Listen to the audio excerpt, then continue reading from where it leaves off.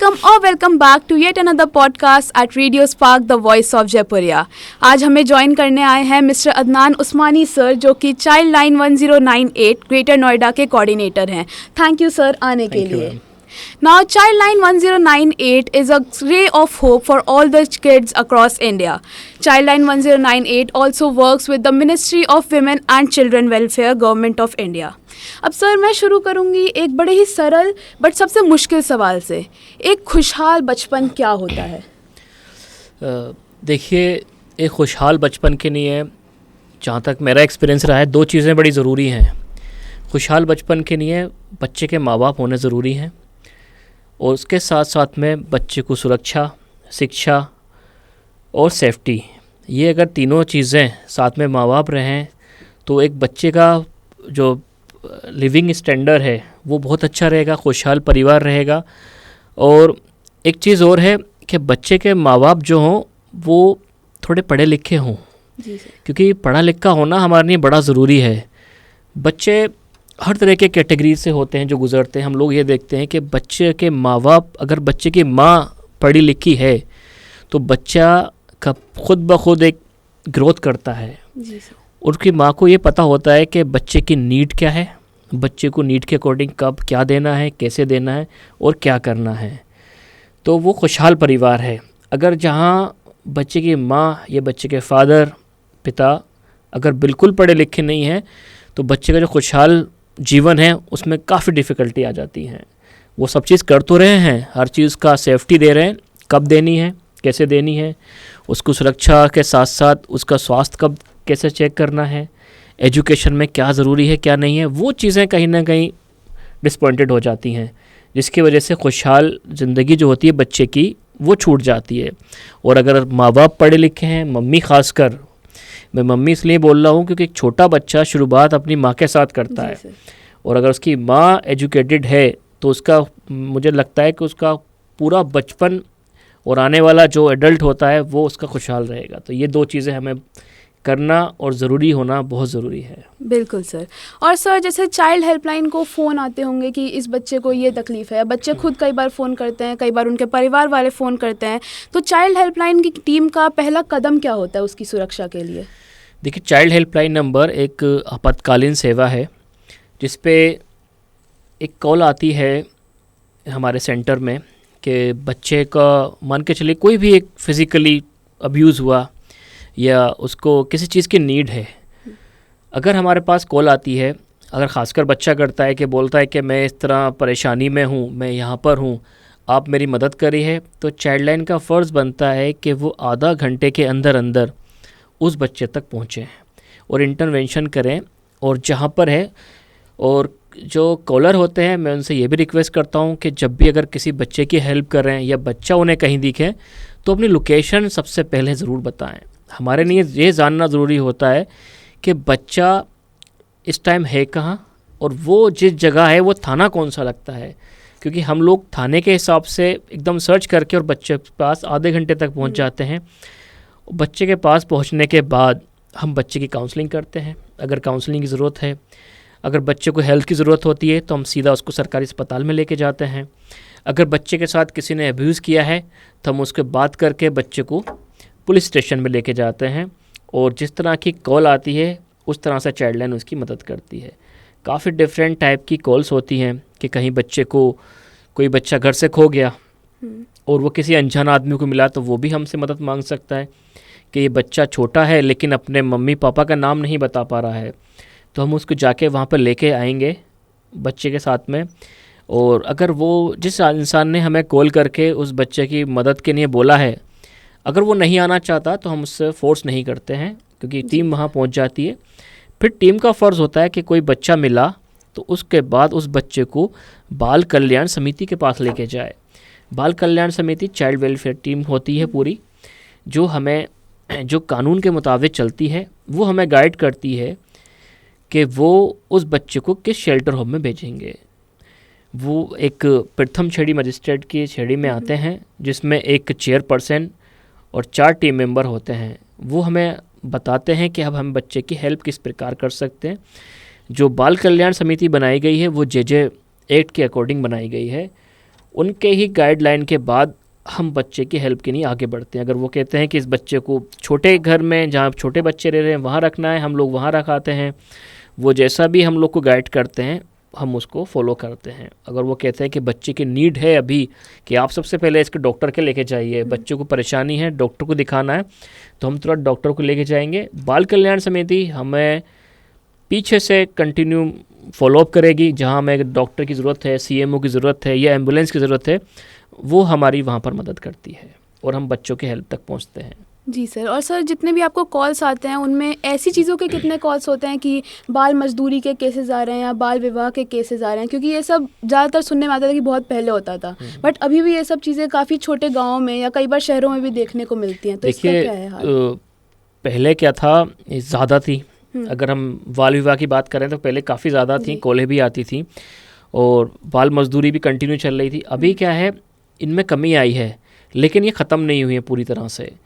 आज भी हम देखें तो कहीं ना कहीं एक अलग सिस्टम मिलता है। पहले क्या था, एक परिवार गरीब है, किसी ने बोला कि बच्चियाँ क्या करेंगी पढ़ के, आप इसकी शादी करा दो, आप इनसे निजात पालोगे, तो वो लोग शादी करा देते थे। जो उनके समझ में नहीं आता था क्या करें।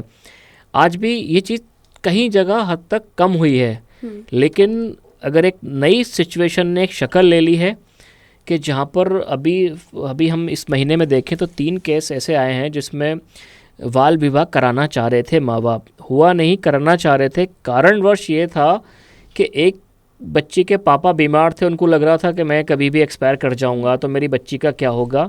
और वो लड़कियां, एक लड़की 12 साल और एक 15 साल की थी, और जो कि अपने स्कूल में सबसे अच्छी स्पोर्ट्स थी, स्पोर्टर्स थी, जो अभी तक नंबर 1 और यूपी स्टेट लेवल पे गेम जीत के आई थी, लेकिन उन्हें मजबूरी में हाँ करनी पड़ी शादी की, क्योंकि उसके कहीं ना कहीं फादर चाह रहे थे। दूसरा रीज़न ये हो जाता है कि पापा बीमार हैं, पैसा नहीं है, ज़्यादा बच्चे हैं, क्या करेंगे, कैसे लाएंगे। और अब एक नया चीज़ निकल के आ रही है, सोशल मीडिया। जी। सोशल मीडिया कहाँ से आ रही है? क्योंकि पहले क्या था, हमको लगता था कि जो एक साइबर क्राइम होता है वो होता था कि हमारे पैसे लूट लिए, हमारा बैंक का पासवर्ड पूछा, लूट लिया। लेकिन आज वो चेंज हो गया है। आज छोटे बच्चे से लेके बड़े बच्चे तक पास उल्टी सीधी कॉलें आती हैं। कुछ लोग अपनी आईडी छुपा के एक नया रोल पैदा करते हैं, और वो जो 12 साल का टाइम होता, 12 साल से लेकर 16 साल की उम्र होती है, उन बच्चों को कहीं बेला फुसलाते हैं और उनका जीवन साथी बनने के लिए काफ़ी प्रॉमिस वगैरह करते हैं। अगर कहीं ऐसा हो जाता है गांव में कि किसी को लगा कि यार उसका बेटी थी, उसके पास मोबाइल था और सोशल मीडिया में कहीं वो किसी से कनेक्ट थी और वो भाग गई, तो लोग कहते हैं कि हमारी बेटी ये कदम उठा सकती है। तो 3 से 4 जगह हमारे पास केस इस तरह से आए कि सोशल मीडिया के डर की वजह से उसके घर वाले चाह रहे थे जल्दी से निपटा दें, शादी कर दें। ये एक नया कॉन्सेप्ट हो गया है, कहीं ना कहीं रुकी है, लेकिन कई हम कह सकते हैं आज भी चाइल्ड मैरिज होती हैं और पूरी तरह से नहीं ख़त्म हो पाई हैं। और रही चाइल्ड लेबर की बात, तो वो कंटिन्यू बढ़ जाता है। और अभी कोविड के टाइम से हमने देखा कि लोग इतना परेशान हो गए थे कहीं ना कहीं, और उन्होंने अब ये करा कि कोविड के बाद बच्चे के फादर, बच्चे के मदर और बच्चा तीनों मिलके कहीं ना कहीं काम कर रहे हैं। बच्चों को स्कूल नहीं भेजा गया, काम पे लगा दिया कि ज़्यादा पैसा आएगा तो हम लोग हेल्प करेंगे। और एक चीज़ और हम लोग देख रहे हैं गौतम बुद्ध नगर ज़िले के अंदर कि जो छोटी लड़कियां हैं वो घरों में काम कर रही हैं, मेड का काम कर रही हैं। और सबसे बड़ी बात क्या है कि जिसके घर पे काम कर रही हैं वो इतने पढ़े लिखे लोग हैं कि वो उसको अलाउड कर रहे हैं, वो कोशिश नहीं कर रहे, कदम नहीं उठा रहे हैं। अगर वो चाहें तो कई हद तक ख़त्म कर सकते हैं। ठेलों पे, दुकानों पे तो क्या होता है, हम लोग रेस्क्यू ऑपरेशन चलाते हैं, पहुंच जाते हैं, 10 बच्चों को समझाते हैं, गवर्नमेंट से भी हेल्प कराते हैं, और हमने कराई भी है। कहीं दिखता है कि कहीं बच्चा किसी मजबूरी में काम कर रहा है, उसके मम्मी या पापा नहीं है या दोनों में से कोई नहीं है, तो सरकारी योजनाओं से हम जोड़ते हैं और कहीं ना कहीं उसका एडमिशन स्कूल तक कराते हैं। लेकिन परेशानी वहाँ आती है जब एक पढ़ी लिखी सोसाइटी के अंदर और एक 12 से 15 साल की लड़की को आपने इसलिए रखा है कि वो इसके डॉग को टेला कराए, उनके बच्चों की केयर करे या घर का काम करे। वो केस बढ़ रहे हैं हमारे पास, लेकिन हम उसमें भी कामयाबी हासिल कर रहे हैं, क्योंकि कुछ लोग जो अवेयर होते हैं, वो अड़ोस पड़ोस के कह सकते हैं या गार्ड होते हैं, वो हमें कॉल करके बताते हैं कि यहाँ पर 12 से 15 या 13 साल की लड़की आती है और वो चाइल्ड लेबर का काम कर रही है। ख़त्म नहीं हुआ है, लेकिन एक नया रूप ले लिया है चाइल्ड लेबर ने। जी सर और आगे चल के ऐसे ही केसेस फिर चाइल्ड अब्यूज़ के भी केसेस बन जाते होंगे कई केसेस में, क्योंकि चाइल्ड मैरिज अगर छोटा सा बच्चा है उसको नहीं पता होता है, उसको कुछ नहीं पता, और फिर ये जनरल में भी होता है, सिर्फ चाइल्ड मैरिज के आगे नहीं है, इन जनरल भी होता है कि बच्चों को रियलाइज़ ही नहीं होता है कि उनके साथ कुछ गलत हो रहा है। तो इन सब में चाइल्ड लाइन कैसे उनकी मदद करती है, कैसे उन्हें रियलाइज़ करवाती है? देखिए चाइल्ड अगर हम मैरिज की बात करें तो जहाँ आपने चाइल्ड मैरिज में एक बच्ची की जो 18 साल तक की नहीं होती शादी कर दी, वो एक पार्ट आ गया अब्यूज़ का। वहाँ उसका शोषण ही शुरू हो गया होना। वो एक कानूनी तौर पे तो गलत है, आपने शादी कर दी, सबसे बड़ा गलती तो आपने फैमिली ने वहाँ करी। अब कंटिन्यू उसके साथ अब्यूज़ हो रहा है, कभी उसका हस्बैंड कर रहा है, कभी फैमिली कर रही है। एक 12 साल 13 साल की बच्ची है जिसको मालूम ही नहीं है कि उसको परिवार कैसे चलाना है या परिवार कैसे आगे बढ़ाना है, ये क्या होना चाहिए क्या नहीं होना चाहिए। वहाँ से लगातार उसके साथ में अब्यूज़ होता है। कुछ लड़कियां हिम्मत करके हमें फ़ोन कर देती हैं और हम उनकी हेल्प के लिए पहुंच जाते हैं, लेकिन स्ट्रगल बहुत करना पड़ता है इसमें, क्योंकि हमें देखना होता है कि जब एब्यूज़र है जो एफआईआर करा रहा है वो किसके खिलाफ कराए, अपने रियल मम्मी पापा के खिलाफ कराए या ससुराल के खिलाफ कराए। अगर वो ससुराल के खिलाफ एफआईआर कराता है तो पूरा गांव उसके खिलाफ हो जाता है। मम्मी पापा के खिलाफ कराता है तो उसके खिलाफ हो जाते हैं। तो वो कहीं ना कहीं कश्मकश में आ जाता है। लेकिन अगर इस तरह से हमें मिल जाता है, कोई भी अभी मिला भी है, कुछ लड़कियां ऐसी थी जिन्होंने शादी कर रखी थी और वो 18 साल की भी नहीं हुई थी, छोटा बेबी होने वाला था, किसी के बेबी हो चुका था, तब उन्होंने हेल्प मांगी। तो हम लोग क्या करते हैं, उनको CWC से बात करके शेल्टर होम में रखते हैं और उनकी केयर प्रोटेक्शन करते हैं। सारा कुछ CWC देखती है लॉ के अकॉर्डिंग, और हम लोग उसमें काउंसलिंग सेशन करते हैं जी। और उसको ये भी इत्मीनान दिलाते हैं कि अगर आपने इतना बड़ा फ़ैसला लिया है तो इसका मतलब ये नहीं कि हम पीछे हट जाएंगे। जब तक तुम्हें इंसाफ नहीं मिलता, जब तक हम लोग तुम्हें लगता नहीं, रियलाइज़ नहीं होता कि उन्होंने जो मेरे साथ गलत किया है वो उनको इतना पनिशमेंट मिल गया है, जब तक हम आपके साथ रहते हैं। FIR भी हम लोग करा देते हैं। चाइल्ड लाइन कई बार FIR कराती है, कई बार फैमिली भी FIR कराती है और उसको इंसाफ दिलाते हैं। और एब्यूजिंग बहुत ज़्यादा बढ़ रही है। और आप अभी कह रहे थे चाइल्ड लेबर में, तो चाइल्ड लेबर में भी एब्यूजिंग है, क्योंकि कहीं ज़्यादातर लड़कियां आज अगर घरों में काम कर रही हैं तो बहुत मजबूरी है, मजबूरी का फ़ायदा उठाया जाता है। कहीं बहुत बूढ़े अंकल होते हैं जो उनके कई जगह एक बेड टच करते हैं, उनको पता ही नहीं होता, लेकिन वो किससे के हैं। अभी एक हमारे पास सोसाइटी से केस आया था कि एक मदर थी जो कि गौतम बुद्ध नगर ज़िले के अंदर काफ़ी साल से काम कर रही थी। वो बीमार हो गई, डॉक्टर ने बोला होगा कि आप 15-20 दिन काम पर नहीं चाहिए। उन्होंने अपनी बेटी को भेजा, क्योंकि पैसा आना है, मना करेंगे नहीं। अगर वो 20 दिन बेड पे रह के खाएंगी तो पैसा कौन देगा। लोग भी जब ही देते हैं पैसा जब आप काम करोगे। उन्होंने 12 अपनी आई थिंक 14 से 15 साल की लड़की को भेज दिया कि मेरी जगह आप काम करो। वो काम करना शुरू कर दिया। अब वहाँ पर उसके साथ एब्यूज़ करना शुरू हो गया। अब वो कैसे बताए, उसने हिम्मत भी करी बताने की, लेकिन उसके माँ बाप नहीं समझ पाए, क्योंकि हमको लगता नहीं है जो डोमेस्टिक वर्कर हैं वो इतने बड़े पढ़े लिखे होते हैं उस चीज़ को समझें। या तो वो शोर मचाते हैं ज़रा सी भी गलत चीज़ को देख के, या वो खामोश हो जाते हैं। उनको लगता है कि अगर उनके साथ में, बेटी के साथ में कोई घटना कर रहा है तो कहीं ऐसा नहीं हो कि उनकी सोसाइटी में आना बंद हो जाए। उन्हें अपने पे ही डाउट होता है। उन्हें अपने पे डाउट होता है कि अगर मैंने इस बंदे के खिलाफ एक्शन ले लिया तो मुझे इस सोसाइटी के अंदर काम मिलना मुश्किल है। क्योंकि इन लोगों की भी अपनी अपनी एक सोसाइटी बनी होती है कि किस सोसाइटी में आप काम कर सकते हो, किस में नहीं कर सकते, किस में जा सकते हैं। तो कहीं ना कहीं ये लोग खामोश हो जाते हैं। बच्चों के साथ अब्यूज़ कंटिन्यू हो जाता है। जब बच्चियों देखती हैं कि अब हमसे बर्दाश्त नहीं हो रहा तो वो कुछ गलत एक्शन लेते हैं। और हमने आने वाले समय में देखा है कि बहुत सारी लड़कियों ने सुसाइड करा है कूद के बिल्डिंग पे से। हमने न्यूज़ में भी देखा है, पेपर्स में भी देखा है। और जब अब बड़ा एक्शन हो जाता है तब उसकी छानबीन की जाती है, लेकिन हकीकत क्या थी, जो बताने वाला था वो ख़त्म हो गया। बाकी सब लोग अपनी अपनी कहानी सुनाते हैं और पुलिस भी अपनी एक बात बताती है। पुलिस भी जब तक तहकीकात करती है जब तक उसके साथ में लोग जुड़े होते हैं। एक डोमेस्टिक वर्कर एक छोटा सा परिवार लिए है, उसको पढ़ा लिखा नहीं है, उसकी बेटी ख़त्म हो गई। अब आपको क्या लगता है वो सालों तक केस लड़ेगी? नहीं लड़ सकती है। और वो जाके लास्ट में खामोश हो जाती है। और जो एब्यूज़र था जिसके साथ में गलती हरकत हुई वो सुसाइड करके अपना ख़त्म हो गया। और यहाँ पर इस तरह के केस ने कंटिन्यू बढ़ते जा रहे हैं। चाइल्डलाइन क्या कर रही है, चाइल्डलाइन धीरे धीरे चीज़ों को अवेयर कर रही है, स्कूलों में जाके, कम्युनिटी में जाके, जहाँ पे बहुत सारे वर्कर आज मोटर जो संभालते हैं, काम करते हैं, वहाँ पर जाके हम लोग आउटरीच कर रहे हैं, ओपन हाउस कर रहे हैं कि अगर हम लोग 1000 से लेके 100 आदमी तक अगर हम समझा रहे हैं, उसमें से 10 लोग अगर समझ रहे हैं और 5 लोगों की मदद हो रही है, तो वो हमारे लिए सबसे बड़ा खुशी का दिन होता है। जी सर। और यही चीज़ हम लोग कंटिन्यू पूरे ज़िले के अंदर करते आ रहे हैं। जी। और सर पहले सवाल में जब मैंने आपसे पूछा था कि एक खुशहाल बचपन क्या होता है, तो आपने बच्चे के स्वास्थ्य को भी लेके कहा था कि उनको पता होना चाहिए कब बच्चे को क्या देना है, कब बच्चे को क्या चाहिए। तो अब जब जिन बच्चों से आप मिलते हैं उनका शारीरिक और मानसिक स्वास्थ्य कैसा होता है और उसे और बेहतर करने के लिए लोग क्या क्या कदम ले सकते हैं? देखिए, डिपेंड करता है कि हम लोग कहाँ गए, किस केस में गए। क्या वो परिवार ने बच्चे की स्वास्थ्य के लिए मदद मांगी है या परिवार ने बच्चे के डिसेबिलिटी के लिए मदद मांगी है। ज़्यादातर हम लोग देखते हैं जहाँ हमारे पास केस आते हैं, छोटे बच्चे के आते हैं। छोटा बच्चा हो गया, उनको केयर नहीं हो पा रही है क्योंकि परिवार को मालूम ही नहीं था कि हमें कौन सा टीका लगाना था, कब टीका लगाना था, कहाँ जाना था, बच्चों को क्या खिलाना है, कब फीडिंग करानी है, इसके बारे में उनको अवेयर नहीं है। क्योंकि यहाँ पर अगर हम अपने ज़िले की बात करें, इस ज़िले के अंदर माइग्रेंट लोग बहुत हैं और माइग्रेंट लोग के साथ साथ में ये लोग या तो डेली वेज वर्कर हैं, ये डोमेस्टिक वर्कर हैं।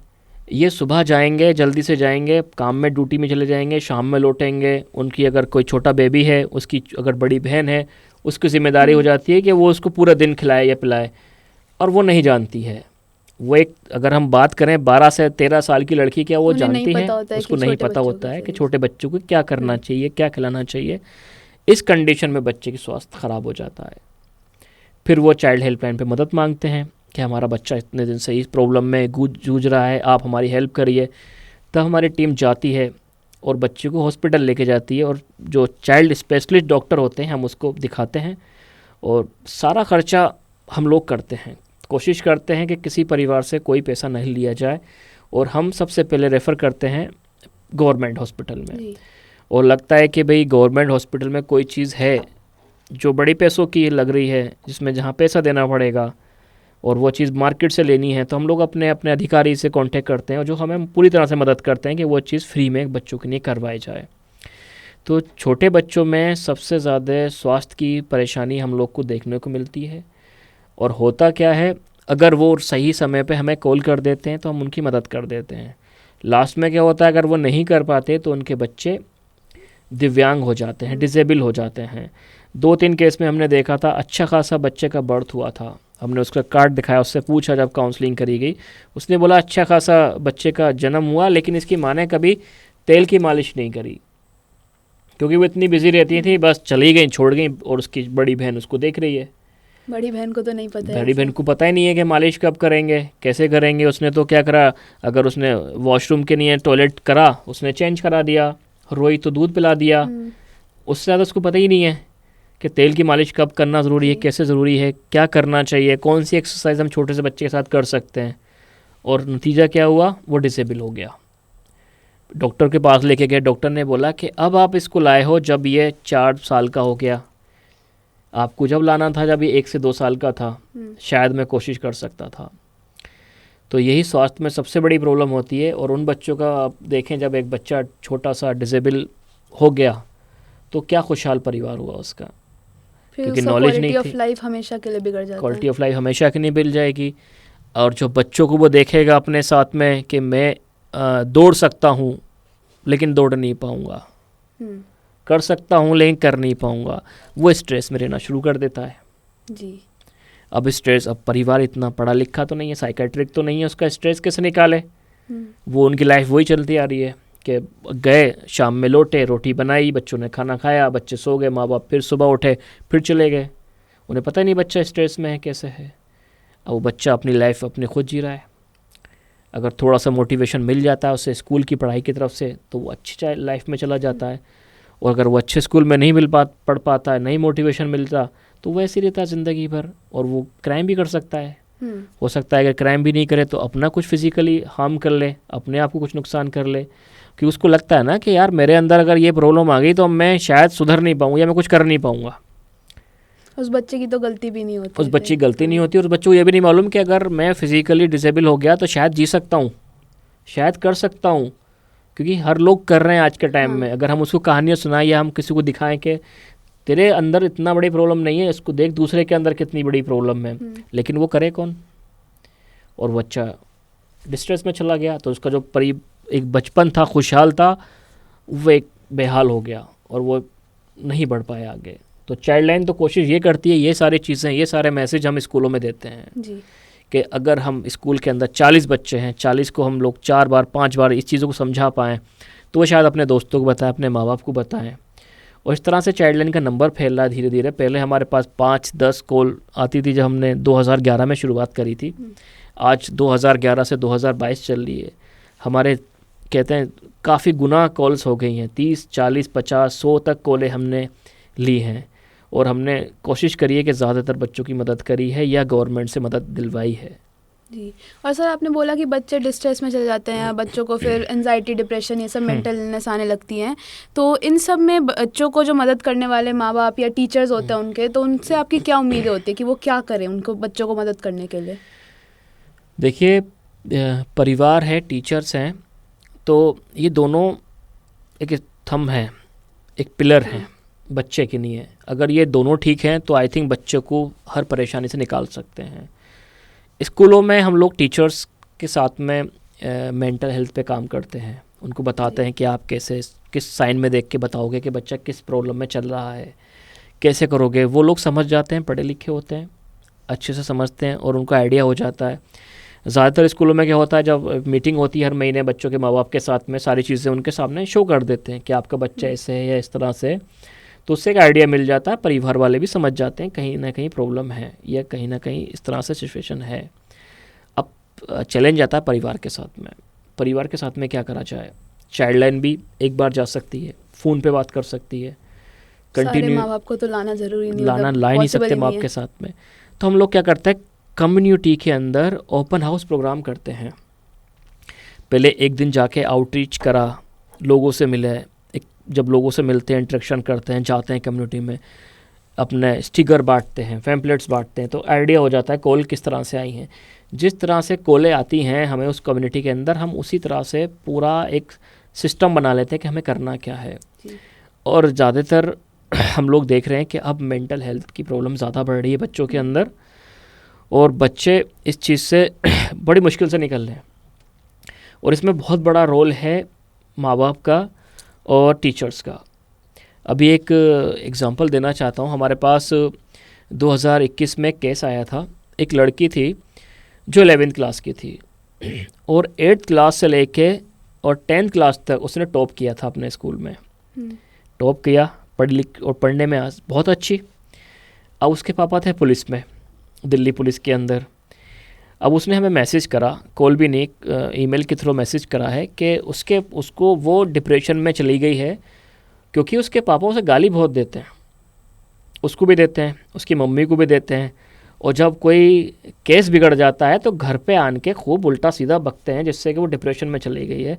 और जब कभी थोड़ा सा ड्रिंक कर लेते हैं तो कहते हैं कि अरे इस लड़की को क्यों पढ़ा रहे हो, ये तो भागेगी, आज नहीं तो कल भागेगी, क्यों पढ़ा रहे हो। वो मतलब अपना फ्रस्ट्रेशन निकालते हैं, वो गुस्से में बोलते हैं ये चीज़ें। और वो फिर मम्मी से जब लड़ाई लड़ते हैं तो वो सुनती है, गाली सुनती है। तो वो कह रही है कि जिस दिन से ये धीरे धीरे चीज़ें बढ़ रही हैं, जब से वो पढ़ना उसने छोड़ दिया। जहाँ वो 5 घंटे कंटिन्यू स्टडी करती थी, वहाँ आधे घंटे स्टडी नहीं कर पा रही। उसने सारी चीज़ें हमें मेल के थ्रू हमें भेजी और हमसे बोला कि आप लोग प्लीज़ घर पे नहीं आए, आप लोग कॉल नहीं करें, आप लोग पुलिस में कंप्लेन मत करना, जहाँ पर आप कंप्लेन वहाँ मत करना, क्योंकि मेरे पापा हैं और अगर मेरे पापा को पता चलेगा तो मेरी मम्मी को मारेंगे और मेरी मम्मी को मारेंगे तो शायद मुझे भी मारें और मैं अपनी मम्मी को पिटता हुआ नहीं देख सकती। मेरा जो दर्द था वो मैंने आपको मेल के थ्रू भेज दिया। अब हमारे पास तो केस आ गया, हमें तो कुछ ना कुछ करना है, ऐसा तो नहीं है छोड़ देंगे। तो हमने धीरे धीरे उससे बात करना शुरू कर दी कि उसने अपना मोबाइल नंबर भी नहीं दिया था। तो फिर हमने उससे कहा कि हम मदद तो कर सकते हैं आपकी, क्या आप मिल सकते हैं, कहीं आ सकते हैं। उसने बोला कि अभी छुट्टी चल रही है 10 दिन की, स्कूल बंद है और 10 दिन के बाद अब पता नहीं स्कूल वाले अलाउड करेंगे नहीं करेंगे। तो हमने क्या कि हमें एक बार आप अपनी मम्मी से बात करा दीजिए। उसने बोला कि मेरी मम्मी 8th क्लास पास है, वो चाइल्ड लाइन का एल तक नहीं जानती हैं, वर्ड नहीं जानती कि 1098 होता क्या है। अगर उनको लगेगा, आप लोग पूछेंगे तो उनको लगेगा कि शायद उन्होंने, बच्ची ने अपने पापा की कंप्लेन कर दी पुलिस में और नौकरी चली जाएगी अब, तो वो आपसे वैसी बात नहीं करेंगी।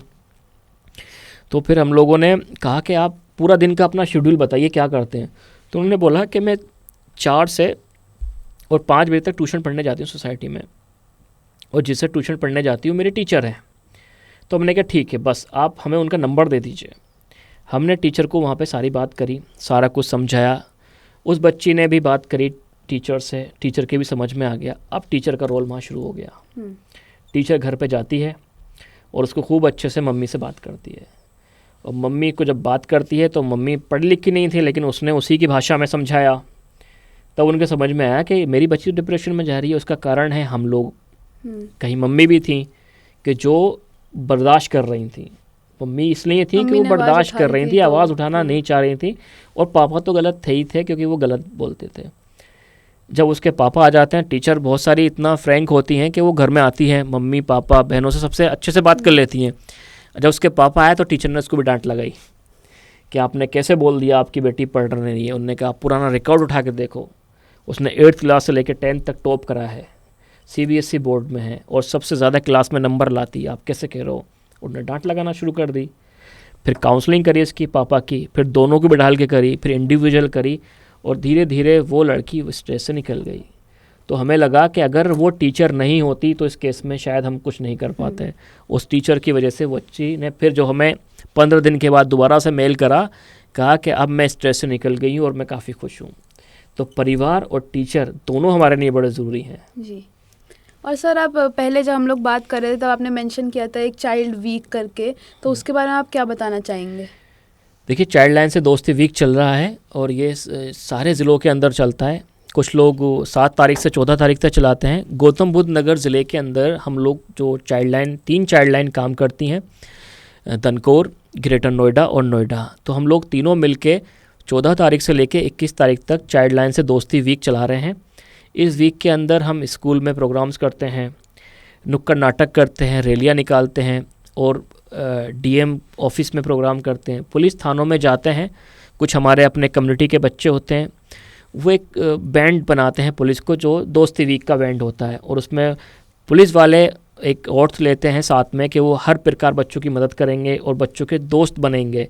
कहीं कहीं बच्चों को लगता है ना, पुलिस की वर्दी देख के डर लगता है, अरे पुलिस आ गई, वो भाग जाते हैं। बोले ये नहीं कि उन्होंने कुछ क्राइम करा हो, फिर भी भाग जाते हैं, पुलिस आ गई। तो हम लोग क्या करते हैं, बहुत सारे बच्चों को बिठालते हैं पुलिस वालों के साथ। पुलिस वाले काफ़ी एंजॉय करते हैं इस वीक में और बच्चों को दोस्त बनाते हैं। तो ये सप्ताह हमारा काफ़ी इंपॉर्टेंट होता है खाली चाइल्ड लाइन के लिए, और ये पूरे हफ्ते हम कोई ना कोई एक्टिविटी करेंगे, और आप लोग से भी करेंगे कि आप अपने स्कूल के अंदर इस तरह से इवेंट चलाएं और चाइल्ड लाइन को आगे प्रमोट करें, और आपको लगे कि चाइल्ड लाइन की किसी चीज़ की ज़रूरत है तो हम लोग भी आपके पार्टिसिपेट करेंगे। बिल्कुल सर। सर, ये ख़त्म करने से पहले हमारे पास कुछ गिफ्ट्स हैं आपके लिए, वो हम आपको दे देते हैं बस। Thank you. Stay tuned to Radio Spark, the voice of Jaipuria, where you talk and the world listens.